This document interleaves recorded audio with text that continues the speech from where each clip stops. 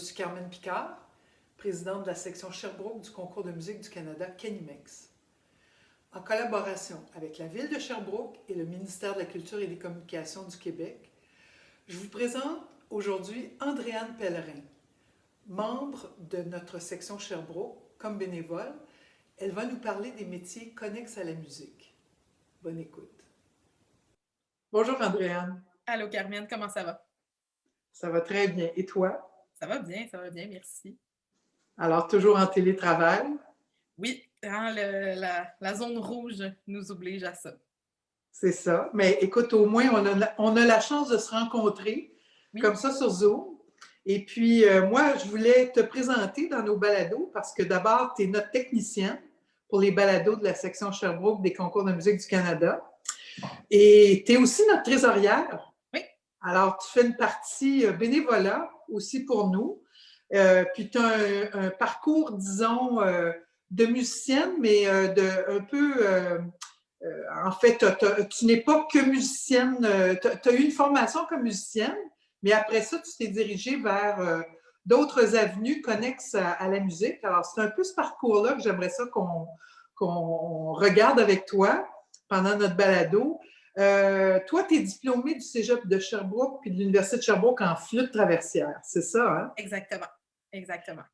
Donc, tu as commencé la flûte toute petite. C'est un peu comme beaucoup des vents à Sherbrooke, c'est-à-dire que moi, j'ai fait mon secondaire à Victoriaville, donc une concentration musique vraiment très semblable à Vocation musicale ici à Michel-Montcalm, à Sherbrooke.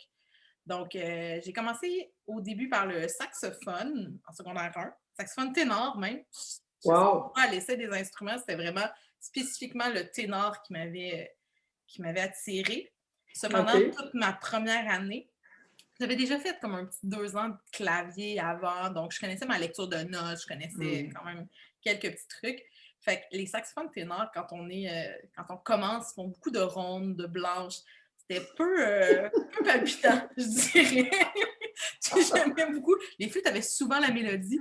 Puis moi, Ben j'avais oui. la chance que dès que j'ai essayé une flûte, j'ai été capable de souffler dedans. Donc, ça a été quand même assez naturel. Et j'ai fait la demande en secondaire 2 pour changer d'instrument qu'on m'a accordé. Donc, j'ai commencé la flûte traversière, j'avais 13 ans.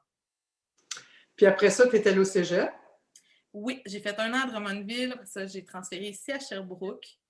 Par la suite, je suis rentrée à l'université pour le double bac, donc enseignement et interprétation. À l'enseignement t'intéressait aussi. Oui, depuis toute jeune. J'avais toujours voulu être professeur. Puis au secondaire, même, je savais que le double bac existait à l'université. Donc, c'était déjà, je pense, en secondaire 3, là, je savais déjà que c'était le double bac à l'Université de Sherbrooke que je voulais faire. Là. Je connaissais déjà le processus vraiment.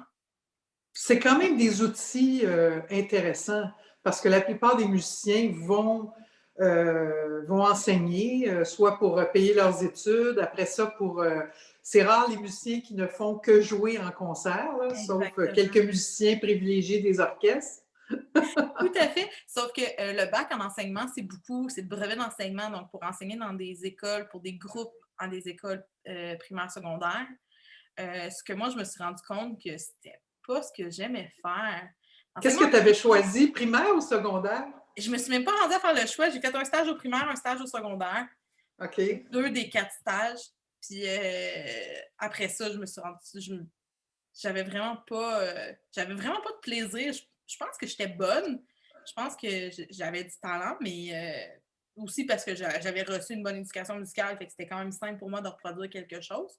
Mm. Mais j'aimais juste pas ça. Donc, j'ai arrêté mon bac en enseignement, puis j'ai terminé que mon bac en interprétation. Et alors, après ça, tu n'as pas poursuivi en flûte. Non, Qu'est-ce pendant, qui s'est passé? pendant que j'étais à l'Université de Sherbrooke, j'avais la chance, moi, de travailler pour le département de musique pendant mes études, donc m'occuper, aider pour les salles de spectacle, aider à l'école de musique, aider pour les examens, ces trucs-là. Donc, je m'occupais de ça pendant mon bac. Et donc, on m'a demandé pendant la première production de l'opéra, je sais que tu étais pianiste pour Cendrillon. Donc, Oui. on m'a demandé de venir être assistante habilleuse. Donc, je n'ai aidé au changement de costume rapide pendant le spectacle. Et après ça, l'année suivante, j'ai fait assistante à la mise en scène et tout. Je faisais un peu de direction. On avait la chance de travailler avec le metteur en scène Normand Chouinard. C'est lui qui m'a On a parlé. eu beaucoup de plaisir, hein? Oui, On a eu vraiment beaucoup de plaisir avec Normand. c'était des beaux moments. C'était vraiment quelque Oui, chose de très le fun. un Euh, beau souvenir. et il m'a parlé de l'École nationale de théâtre. En vérité, il m'a dit que de l'assistance à la mise en scène était un métier, ce que je ne savais pas du tout. Et, il m'a parlé de l'École nationale de théâtre. Je ne connaissais pas du tout l'École nationale. Puis, je dirais quasiment par chance, cette belle naïveté m'a fait faire le processus complet. Pendant le processus, j'ai compris à quel point c'était contingenté. J'ai eu l'immense opportunité d'être acceptée. Donc, je suis allée étudier là-bas, mais je ne savais même pas que ça se donnait, mettons, dans des cégeps ou des trucs comme ça. Je ne connaissais pas ça. On m'a dit que ça se donnait là, j'ai postulé là, tout simplement. Donc, je suis allée à l'École nationale de théâtre étudier ce qu'on appelle en création et production. Donc, on nous forme pour faire 5, quasiment 6 métiers différents.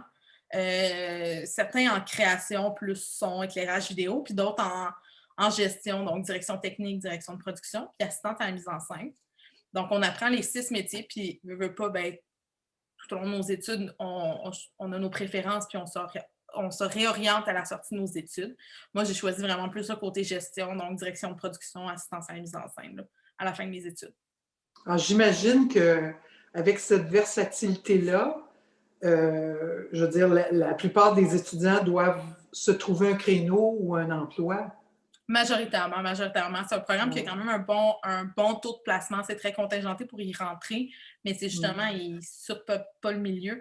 Donc, puis justement, comme tu le dis, avec la versatilité de ce qu'on apprend, c'est sûr qu'on est, on est des bons généralistes. Donc, c'est à nous aussi, après ça, de prendre de l'expérience puis de se perfectionner dans certains aspects. Mais oui, effectivement, on se place pratiquement tous là, à la sortie de l'école.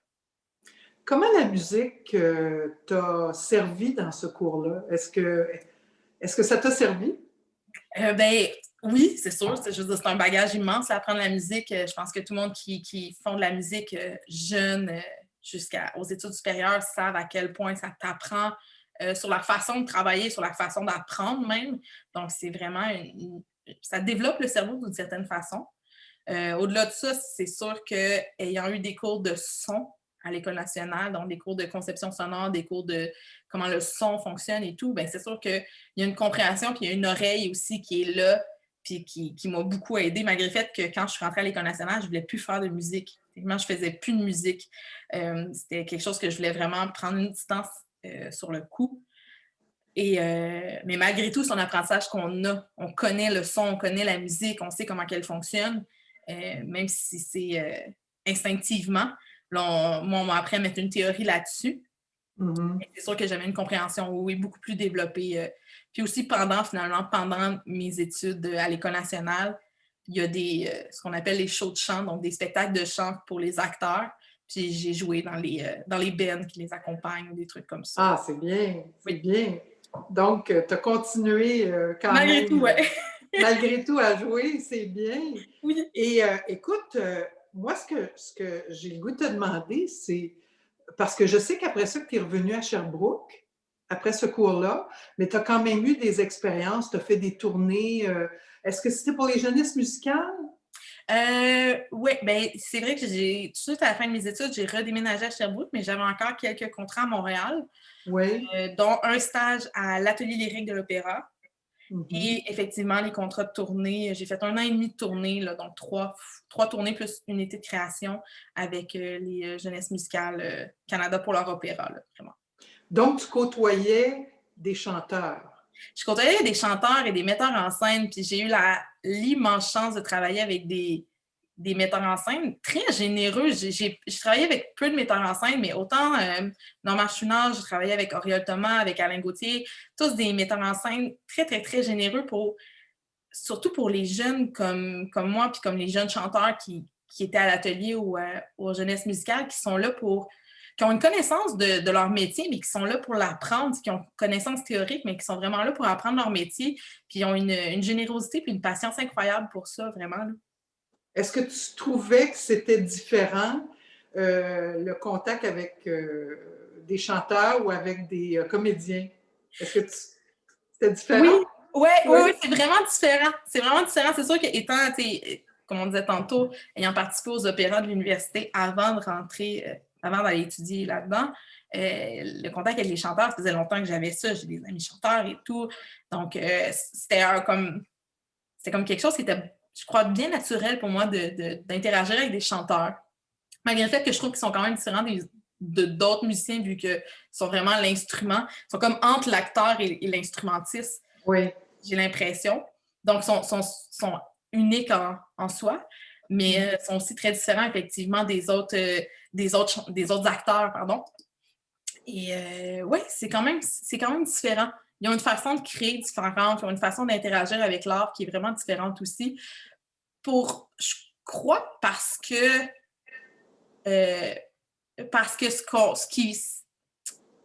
la période avec laquelle ils travaillent est différente. Dans quel sens? Les chanteurs vont travailler avec du matériel déjà créé, avec des opéras. Tu sais, moi, j'ai travaillé beaucoup avec les opéras, là, moi avec les solistes, beaucoup avec les opéras, donc beaucoup d'opéras de la période classique, romantique. Les acteurs sont beaucoup plus la norme en ce moment, c'est moins les grands classiques, c'est beaucoup plus le théâtre de création, le théâtre très contemporain. Donc, ils sont beaucoup plus dans la recherche, dans la création. Les chanteurs, je trouve qu'ils sont plus dans l'interprétation, peut-être. Mais donc, la façon d'aborder le matériel, aborder un matériel qui a été beaucoup joué, de vouloir le réinventer, de vouloir y apporter sa touche est un travail différent que de créer quelque chose de nouveau. Les deux sont vraiment le fun à travailler. Je suis contente d'avoir pu toucher aux deux, là. Donc, à l'école de théâtre, les productions, c'était avec aussi de jeunes auteurs. On avait un peu de tout. Ouais. On a la chance à l'École nationale d'avoir tous les corps de métier d'une production théâtrale. Cependant, ils ont la mentalité que je trouve vraiment très bonne, de se dire que pour apprendre, il faut quand même côtoyer des gens, des professionnels. Donc, très rares sont les productions qui sont faites 100% par des étudiants. Donc, parfois, on va avoir les gens de production avec les auteurs qui vont travailler avec des metteurs en scène professionnels et les acteurs de l'école. Les metteurs en scène de l'école vont travailler avec les productions de l'école, mais les acteurs professionnels. Donc, il y a vraiment comme ce jeu-là entre étudiants et professionnels qui est vraiment très présent pour qu'il y ait un apprentissage aussi puis un coaching tout au long du processus. Ah, c'est vraiment... En tout cas, c'est très formateur parce que tu as beaucoup, beaucoup d'outils maintenant. Tu sens que tu es outillé maintenant.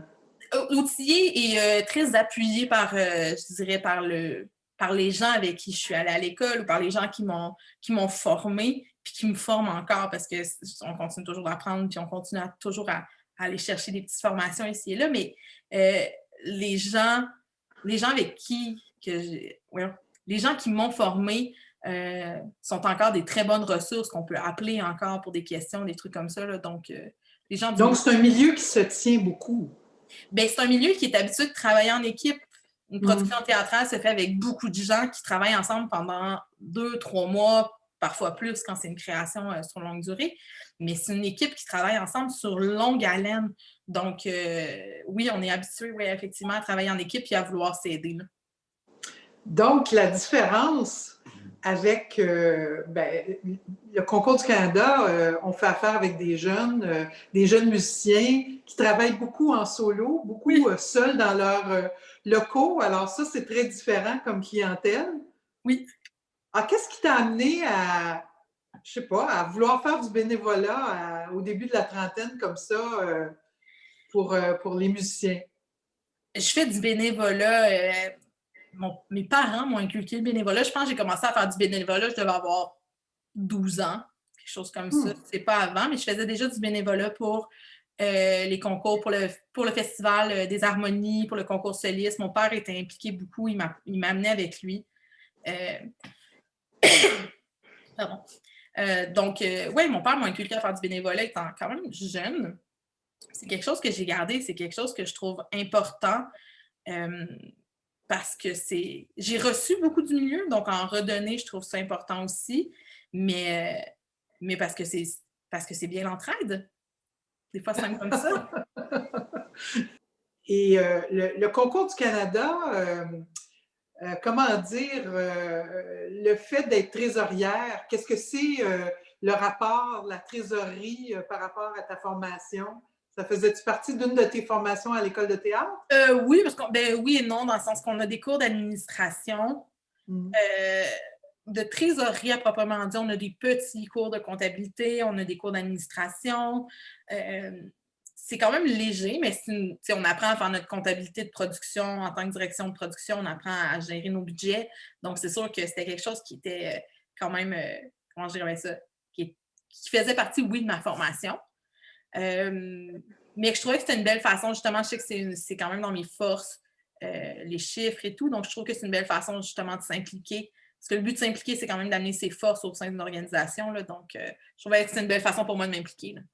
Et ce qui est bien, c'est que tu démontres que pour faire du bénévolat, je veux dire, on n'a pas besoin d'avoir un MBA ou on n'a pas besoin d'avoir un baccalauréat en finance pour Non, s'impliquer dans différents aspects là, dans non, parce un que organisme. ben non, parce qu'un organisme équilibré, c'est aussi ça, c'est des gens qui viennent de différents milieux, les différentes têtes avec les différentes façons de penser vont amener quelque chose de beaucoup plus riche aussi, là. Ouais. Est-ce que est-ce qu'il y a certains métiers que tu aimerais encore explorer, étendre? Parce que là, je sais que tu as certains contrats, là, ça commence à s'ouvrir, mais est-ce qu'il y a d'autres aspects vers lesquels tu tends?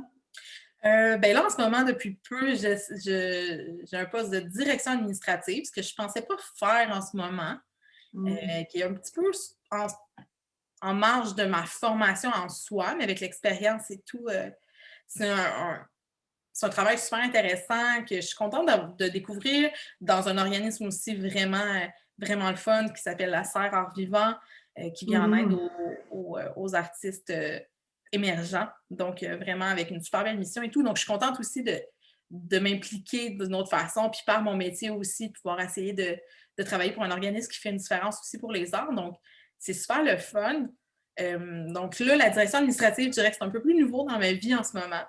J'aime bien. Mais tu n'as pas peur des défis, Non, c'est non. ça. Ça dépend toujours de la hauteur du défi, mais Oui, sortir oui, de mais sa zone de confort celui-là, est quand même quelque chose de plaisant pour moi, là, tu sais. Donc, c'est oui, ça. oui. Ah ben, écoute, Andréane, est-ce qu'il y a, je ne sais pas, est-ce qu'il y a un conseil que tu pourrais donner à des jeunes musiciens?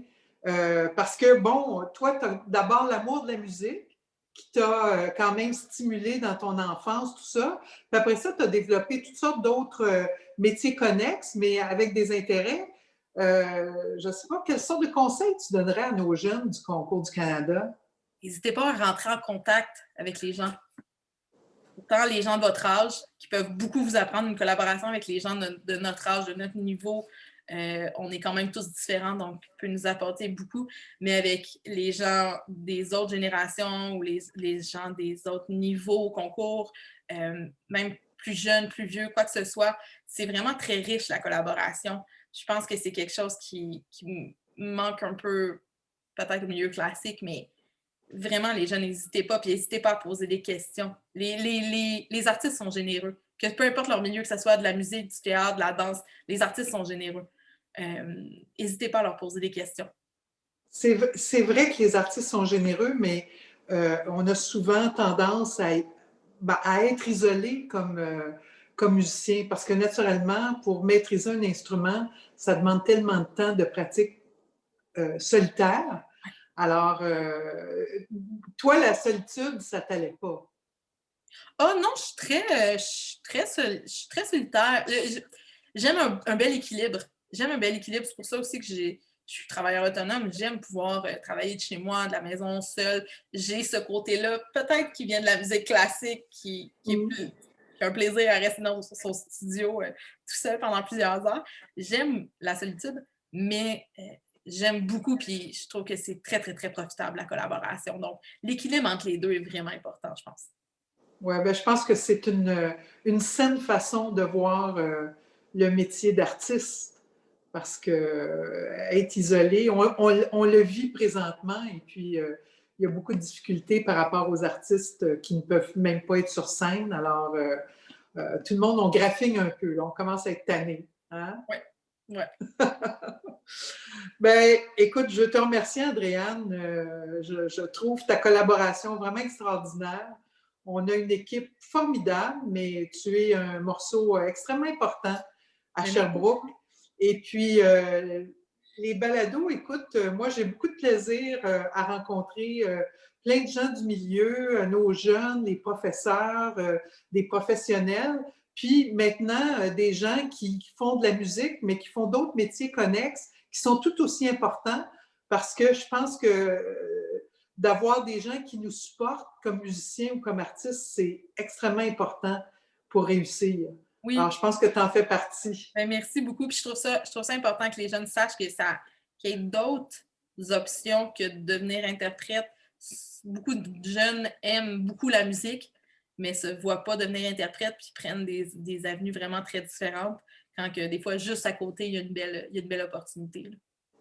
Puis aussi la ténacité, parce que la ténacité d'un musicien pour pouvoir s'améliorer, c'est quand même une qualité qui se développe dans tous les autres aspects de notre vie. Tout à fait, tout à fait. Ben, merci infiniment, Ben, puis merci à toi. bonne chance et bonne continuité. Ben, merci beaucoup, Carmen. Au revoir. Au revoir.